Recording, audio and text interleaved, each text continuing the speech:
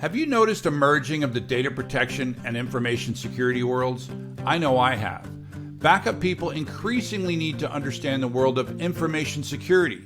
And information security people definitely need to learn a lot about backup. Hi, I'm W. Curtis Preston, aka Mr. Backup. I've been specializing in backup and disaster recovery since the early 90s, and I'm the host of this podcast. Its purpose is to turn unappreciated backup admins into cyber recovery heroes. This episode features two representatives of Cove Data Protection, and we talk to them about two merging worlds that sound a lot alike: data protection and information security. We also talk about how this is leading the migration to SaaS-based data protection services. This episode is full of great lessons for anyone in backup and data protection. I hope you enjoy it.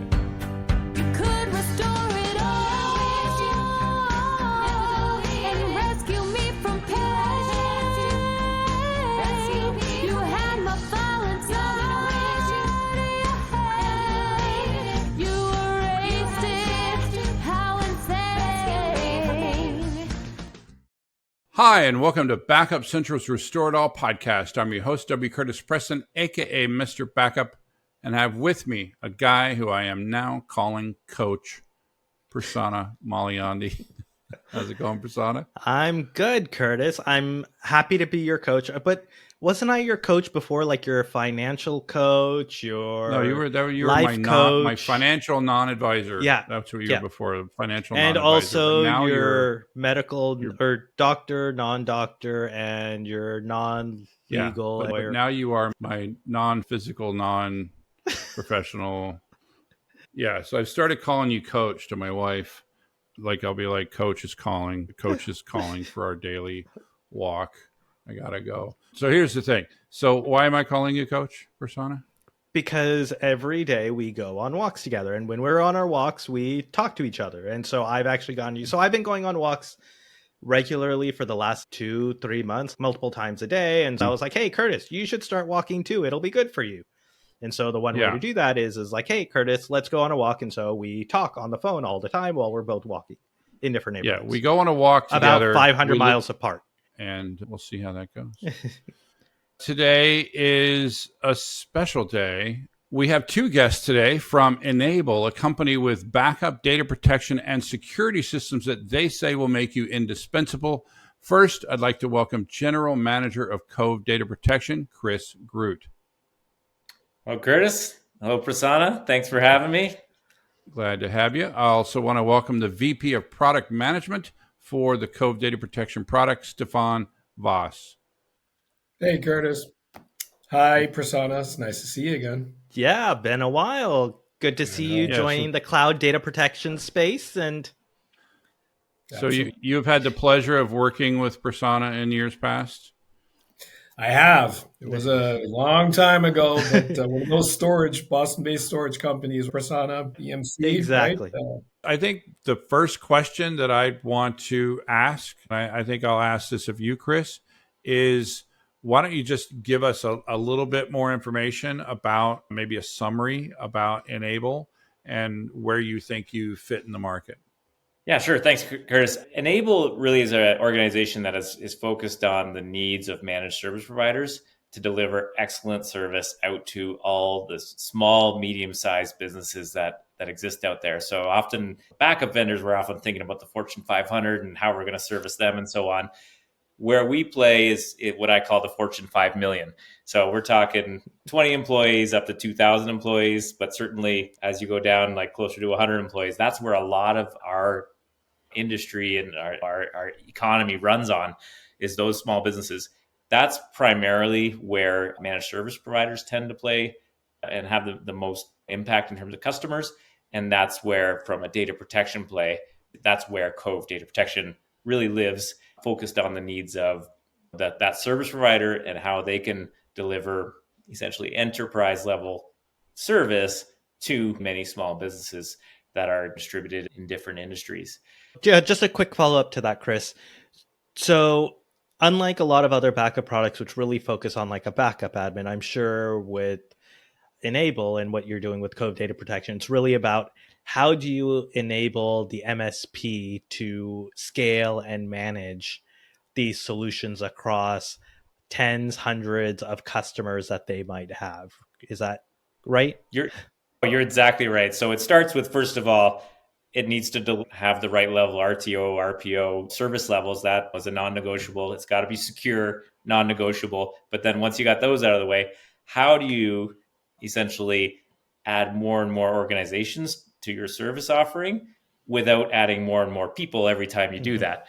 And so having that ability to run it highly efficiently in terms of that labor score. Our personal mandate is if you're spending 100 hours on backup, we'll take you down to less than 10, like really having that level of service level efficiency, centralized console, multi-tenancy, so that you can just rock and roll as you start to build out customers and add more and more workloads without adding more and more labor. Yeah, I've been in backup now for over 30 years, and backup was always sort of the back of the bus, right? And one of the things that people often would say was like, how hard can it be to just copy stuff from A to B, right? And the answer is not that hard, except they keep changing the A and they keep changing the B, right? So we're going to use tape, we're going to use disk, we're going to use cloud, we're going to use servers, we're going to go from Linux, we're going to go to Windows. We want much more frequent backups, right? Instead of just the daily, nightly backups, we want maybe something more frequent than that. Oh, and by the way, we're just going to take all the computers and we're just going to scatter them to the world. Data center, what's a data center, right? And then we're not even going to have servers anymore. Let's do this thing called containers, and right. And so it's just a mess. But I think what's really happened, and I'm just curious what you guys think about this. What has happened to it's always been the back of the bus, but what's happened in the last, say, 5 years or so has been the massive increase in cyber attacks against both the primary and now, especially against the secondary systems, the backup systems. I think that backup, and I speak very broadly when I say backup, right? Basically anything that's keeping the data safe, basically, that it's finally coming into its own. And I'll start with you, Chris. What do you think about that idea? I think you're absolutely right in terms of the awareness. Like, it was always important, but the feeling of risk was never that high. It was just more like paying an insurance policy. Now the risk feels, much more imminent in terms of most people know a friend who know a friend that have experienced some sort of cyber incident, and it becomes very personal. And when things like that become personal, the risk seems much more real. And certainly that's been it's changed the value of what's going on, but also it's because it's been monetized so greatly, right? It's the profit motive that is different than the weather that might cause the need for your backups to be super important to you. Yeah, I like what you said. You changed the value. I would argue that the value is the same, but the perceived value has gone up, right? You've always needed a good backup system, or some would call it a recovery system, and I'm fine with that. But I think, like you said, it was like with COVID, right? When COVID happened, once it came to the point where you knew somebody, right, it became much more real, right? Especially if you knew somebody that died, right? I knew people that died of COVID, and that made it much more real. I think you said like a friend of a friend or something. I think most of us might even know just one person, like meaning that like we know someone directly that got impacted. For me, I remember years ago, like at the very beginning of ransomware, what we now think of a ransomware. Ransomware has actually been around a long time, but the modern era of ransomware for me started around 2014. And that's when I got my first call from my dad, who had a business partner who had had his entire business operation, which was on a computer. And he had been asked for, you remember these days, $400, right? He'd been asked for $400 to get his entire company back. And the guy didn't have backup. And he really had no choice but to pay $400. we have come a long way since that. But even since those early days, for me personally, I felt a much closer connection to it. Stefan, how about you? What do you think? Yeah, it's interesting because I was still in technical marketing in 2005. I didn't really care about backup, right? I was in another BU at EMC, storage and all that. You're laughing, Prasanna. It's true.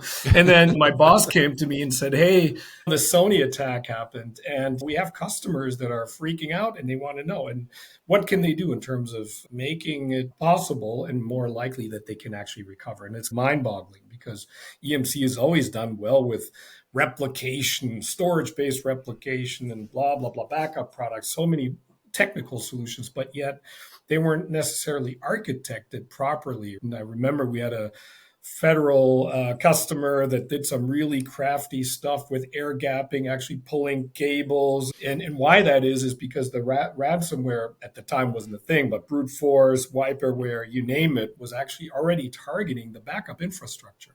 So it's fascinating. And that was, for me, eye-opening for one, but also really exciting because it put this aspect of recovery on the map also for security people. So that now means we can actually sell stuff to people who are CISOs and they have big budgets, but we also have to design it. So it's really an engineer's dream if you think about it. So they're different requirements, same technology. And so, yeah, that kind of led me down the path of data protection, but also being a PM. And we came up with this thing called cyber recovery at the time. Yeah, it's just it's fascinating. And my boss then, Beth, said, look, you can see that the worlds of security and data protection or backup, that they're really merging. They're discrete swim lanes, don't get me wrong, but they're merging. I was able to also see this at the first RSA conference I went to, and I tried to do my thing, pitch a little bit, hey, there's backup. And they're like, yeah, go away. 500 vendors on the floor about left of breach, anomaly detection, backup, whatever.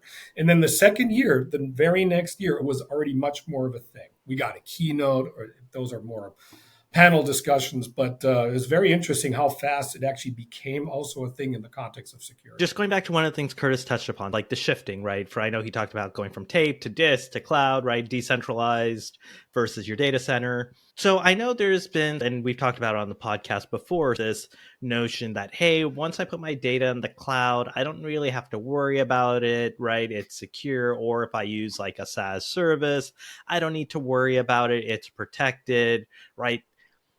How do you see customers evolving in terms of their comfort with those types of false statements, if you will? And maybe, Chris, I'll start with you on that. Specifically, you're talking SaaS first, because there has been this shift. If we go back 8 years ago, everyone had their Exchange server, everyone had their file server, that sort of, and that's all. We've seen this migration, that the train has left the station with Microsoft 365 clearly. But the second train, the backup train, was a little slower to leave the station in terms of people's mindsets. And yeah, if you had this conversation in 2018, I would say 8 out of 10 people would say, backup, why would you back up? That's not a thing. Fast forward to today, it's not if, it's who are you going to use, right? It's more the question. Right. So we've seen that change in mindset. Even in the last 2 years, it's really accelerated. So now it's de facto. I haven't met someone in the last 6 months that didn't agree that this was a priority or that it was an unnecessary conversation, let's say. Yeah. So after the Microsoft 365 backups, as an example, in addition, what we've noticed in terms of the change in mindset over the last 8 years has really been the idea of needing to really own and touch that local storage for other primary systems. So that's a secondary mindset that we've seen, especially in the market where we typically play the most. We've seen that there was a very conservative mindset, need to touch it, to today, it's whatever gets me the outcome. That's how I want to get there. Yeah, I agree that I think there was definitely a long moment, right, where there was this sort of fight against backups that I don't control.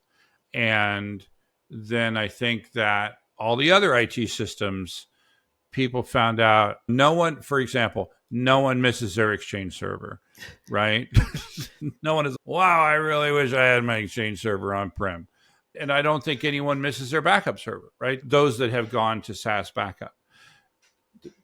I remember like all these things I used to do to manage the physical. Yeah. So, well, I was just thinking of like I remember, does anybody remember a Sun E450? You guys remember these things, right? The Sun E450, I loved it as a backup server. Why? Not because it was the most powerful server for computing infrastructure, but because it had the most PCI slots, right? And I could put all this hardware and I could do all this IO throughput. It was about IO throughput. That was a lot of work designing those systems for the perfect, right? And man, I do not miss that world, right? That's what I'm saying. And I think you're right, Chris, that basically we are making that same shift, the shift that happened with 365 and Exchange, that we're making that same shift with backup, that there were a lot of people. I remember when I used to work with my previous employer that, again, this was 6 years ago now, that I had to say, okay, so Exchange, right? And like 365 and how like 365 is like a service, but it's like Exchange. And they're like, yeah. I'm like, this is like that, but backup, right? It was like a new idea, right? It's like, that's how I had to explain it, because for two reasons. One was that it was a relatively new concept, that it was somewhat like breaking the mold. But the other was that there are products in the world that are advertised as SaaS that aren't really SaaS. I'd say my perfect example is the entire Adobe suite, right? That is subscription-based pricing, but they call it SaaS. And I'm like, that's not SaaS. That's subscription-based pricing. Yes, I understand you're giving software via a service, but it's not SaaS. So that was the other reason I had to do that. So we always did things in a certain way back in the day. And then suddenly there is this SaaSification of the backup world. Why do you think we did that? Great question. I know we did these QBRs in my previous employers, and we always wondered, where are the backup admins? Where are they? You know what I mean? It was like a smaller and smaller, it's a shrinking buyer base. And I think it has a lot to do with, it's pretty expensive, spending a lot of time. You mentioned the example of Exchange. I remember we had a team and we produced 200-page best practice documents to how to set up the DAGs and do this, the storage tuning. And you like that DAG that I remembered? And how do you set it up and the LUN distribution, blah, blah, blah. None of this you have to do, right? And so why is backup any different? It's mind-boggling, right? That we have such a resistance. But backup is an application like Exchange, right? So you would think that the same principles apply. And especially in our segment, that, like as Chris highlights, it's also a bit different when you move down market. Honestly, you can't really continue to afford having to patch, maintain, procurement cycle. That's got to be fun. It's coming out of COVID, just buying a stupid server. Gosh. And we just think about this openness age. I think that was one of the nasty vulnerabilities that went around. And I think, Curtis, you did a nice sort of write-up on the topic. Even if you run into something like that, and then you have to do vendor coordination, and you got to get a maintenance window. You got to get the payload, and then hopefully, the upgrade actually works, and then you can resume your backups the next day, right? Isn't it nice to not have to worry about that, right? Worry about storage management, disk expansion. I know it's a thing and might make people feel good, but is it really smart, right? You just mentioned the threat landscape, right? And you have 10 hours that you have to invest. Wouldn't you rather invest 9 hours learning about Azure or learning about the threat landscape as opposed to swapping drives and things like that, right? So that's kind of how I think Curtis might like swapping drives, honestly. But I like I miss swapping tapes. But Stefan, I think we've always, if somebody could make this problem go away, because it's a giant pain in the butt, right? If somebody could make the backup problem go away, then I think there were a lot of people that would have done that. And you alluded to one of the problems is that the backup admin is a dying breed. There's no, you can't go get a master's degree in backup adminship. You can't get a bachelor's degree in it, right? But there's three technologies I think that have enabled this solution, the SaaS-based backup. The first would be obviously just the cloud, right? this seemingly unlimited amount of infrastructure that someone can call upon when they need it. The second would be deduplication. The fact that once we get that first backup, which we often call the seed, and we can do that often via SneakerNet, right? Do that first backup via SneakerNet. Once we get that first backup, because I'll digress for a second. One of the problems that you said is just like an application. It is, but it's got a unique problem, and that is it's got all the stuff, right? Physics has always been the enemy of backup, right? It's just literally, I've spent my entire career fighting physics. But dedupe, this idea of actually slicing things all the way down to their subcomponents and then figuring out which ones are redundant, which ones are new, and only sending those new things, that made it much more bandwidth friendly. And then I think really the golden goose here is object storage, because what that does is it solves all that stuff. That's what made me think about it when you were talking about all this, the disk swapping and the disk management that we used to have to do back in the day. Even more so is the volume management, right? You had to constantly manage the capacity of your disk storage, but now you don't. It's just magic, right? Unlimited. Yeah. I always say seemingly unlimited, right? Redundant. Yeah. All And of it. thanks. Thanks. Was that you, Stefan, that said that? Yeah. Yeah, I Because thought I'd say something profound here. And Yeah. that's something That's branded, profound. right? Because that's the other thing about object storage is that it built into it is the idea of redundancy and immutability and constant checking that the data that we put on it 3 months ago is still the data that's there. We never did that with tape, right? We never did it with regular disk. Yeah. So I know we were talking previously about sort of SaaS and backup, and one of the things that I've seen in the past is sort of a lot of companies, when they're like, oh, companies are shifting to like Microsoft 365, they would produce these solutions which didn't really solve the problem, Stefan, that you were talking about, making it simple and easy to do the backups. And they would sort of do like lift and shift, where it's like, hey, you still manage your server, you still manage everything else, even though you're doing like Microsoft 365 backups. And so, Chris, I guess a question for you is sort of what got Enable into sort of the space of, okay, let's now try to offer or start to offer a cloud data protection solution? So the origin story is truly a backup administrator that got angry one day and said there must be a better way. But that's going really far back in time.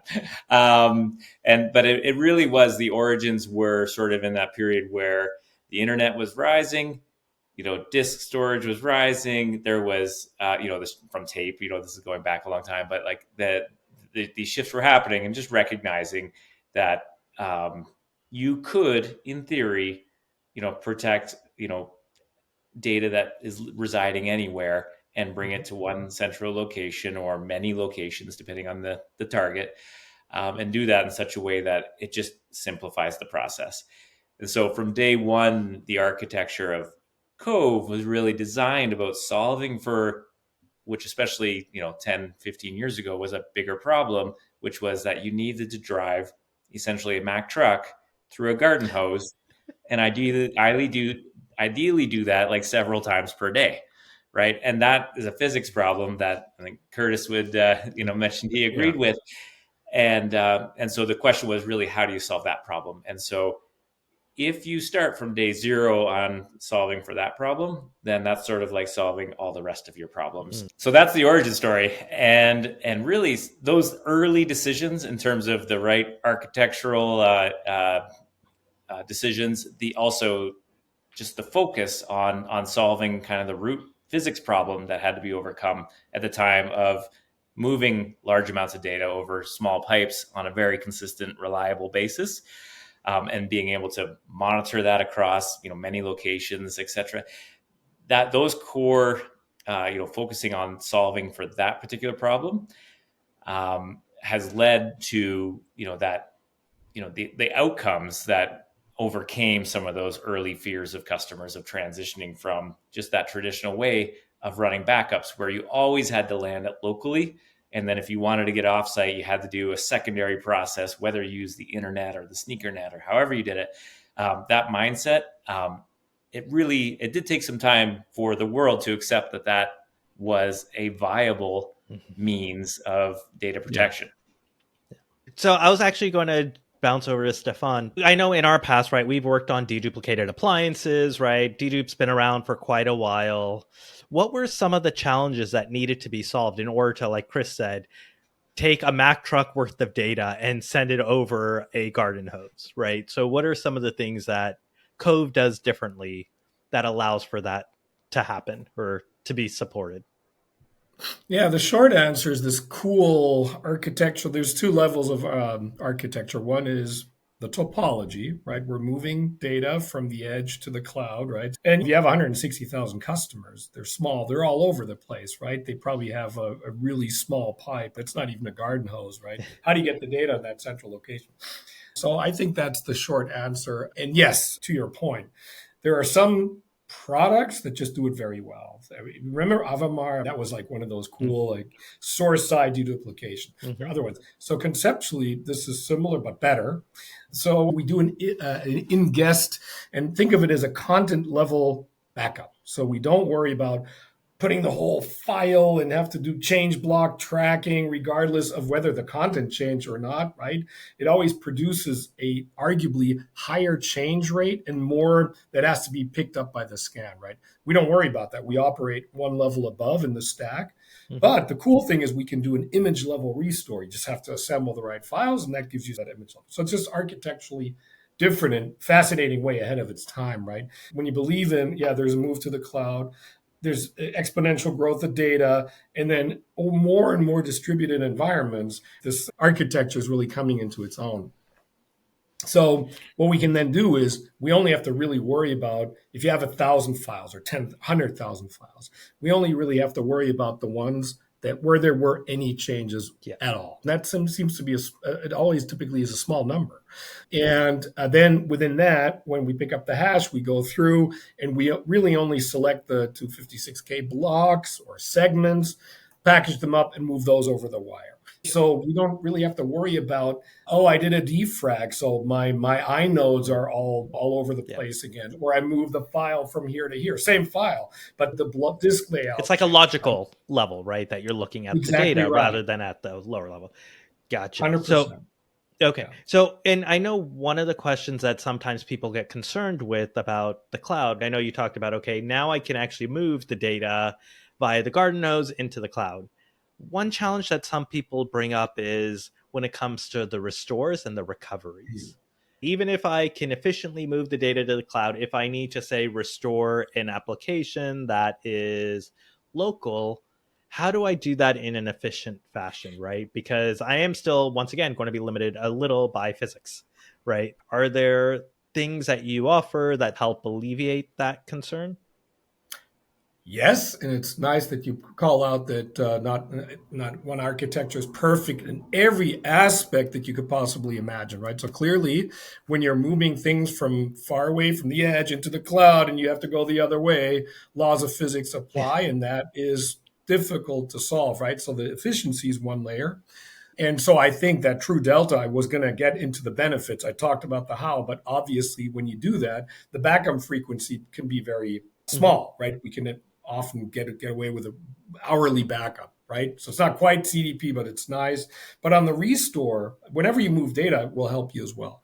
You still might have to live with a couple of hours, depending on the data set, to do the restore because you're pulling the bits. So just for the record, we can actually put a second copy on a local share, right? Okay. So we can accommodate. We just go to the cloud first. So that's number one.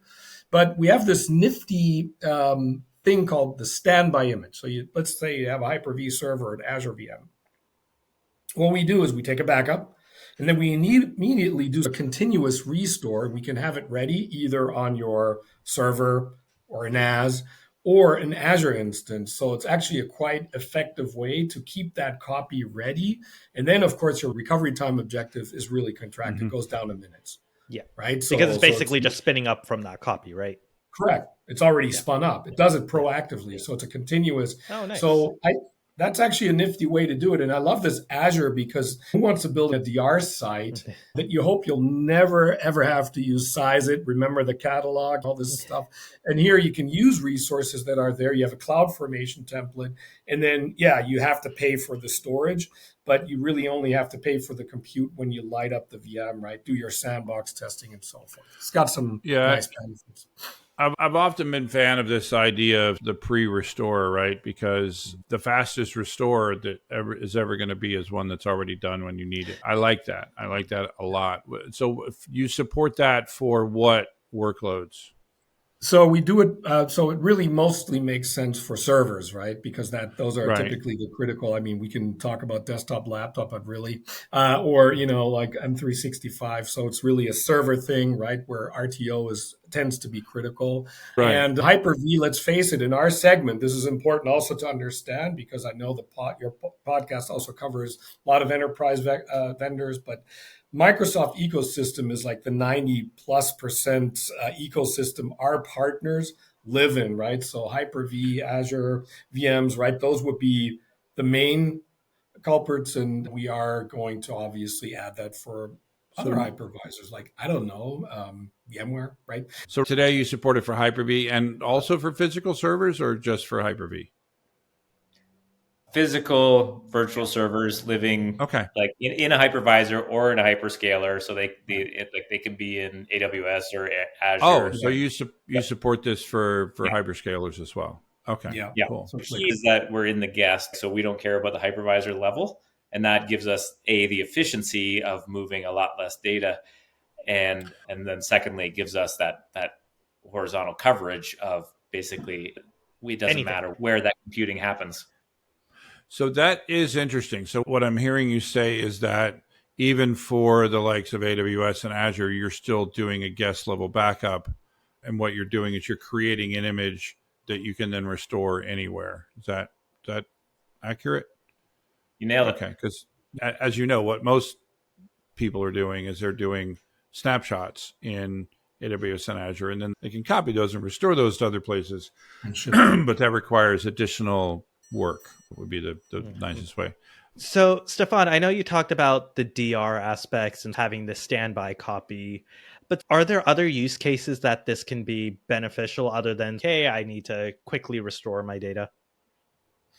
Yeah, one thing Cove does really well is an item level restore. It's just in the nature of being that file content level. But the other primary one that we get all the time is how do I recover from a destructive cyber attack? I don't even want to just limit it to a ransomware attack, right? And that's our sweet spot, I think, because we have what I just described, a lot of flexibility, right? Whether you do a standby image or a one-time or on-demand restore, the ability to put it either on a server, in your co-location center, on a NAS, or in Azure gives you a lot of flexibility. So what does that mean? You can premeditate. What does the restore look like? Typically, you go in the sandbox first, then run some scans, you do a password rotation, and then you bring it back into production. And sometimes when you're hardwired, when you're limited to an array-to-array replication, it's great for site-to-site failover, natural disasters, probably preferable. But when it comes to ransomware attack, you have a lot of flexibility with Cove because I can just spin it up in Azure and have my Sentinel-1 instance running already. Yes, it can be used as a sandbox, and then I can restore it back into production. I don't want to trivialize the steps, right? As you can see, a lot of it is actually process, but the technology stack affords that high degree of flexibility that you're probably going to need, right, in that restore flow, because every customer, every MSP, managed service provider, will have a different sort of data center under contract and so forth, right? Gotcha. Well, I appreciate that. It's been a good conversation. When I'm talking with companies, I always try to find if there's at least one thing that really makes them different. And I think the biggest thing that I've picked up in this particular discussion is this idea that you're protecting physical, on-prem virtual, and virtual workloads in the cloud all the same way, meaning that you're running an agent, which is definitely different. And it comes with some distinct advantages when you have this DR, this pre-restored DR capability. I think that's a fascinating way to do things. I would certainly like to hear when you add that other hypervisor that's out there. But I get that you're very focused on the Microsoft world, and there's nothing wrong with that. I wanted to thank both of you for taking the time to talk with us. Chris, I will thank your Canadian self first. Thank you for having us, man. It was great to be here. Glad to have you. And Stefan, also, thanks for being on. Yeah, thanks, Curtis. Prasanna, is also awesome to see you again. Be well. Yeah, likewise. Yeah, great podcast. Yeah, always happy to reunite old friends. And speaking of old friends, thanks for listening, folks. We'd be nothing without you. Remember to subscribe so that you can restore it all.